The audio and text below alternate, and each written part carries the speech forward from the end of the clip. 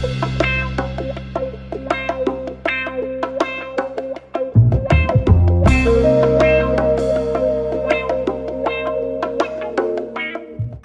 mga idol, kumusta kayong lahat? Dito kami ngayon gumagala sa isang area dito sa Davao City, sa Davao Region.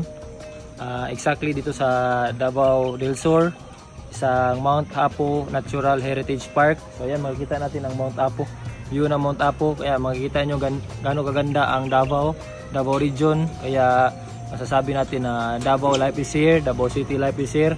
Pangalagaan natin ang ating biodiversity, ang ating ecosystem, lalo na ang ating mga buhay ilang.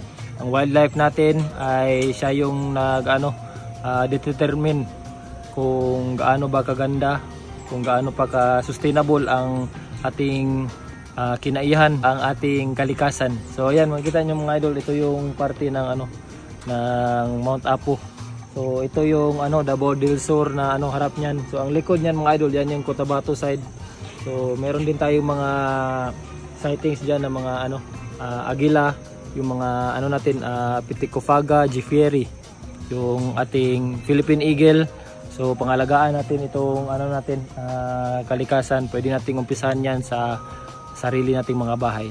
Mga basura natin o ang mga buhay ilang na makikita natin na maliligaw sa inyo, wag natin saktan. Mga basura ating linisin.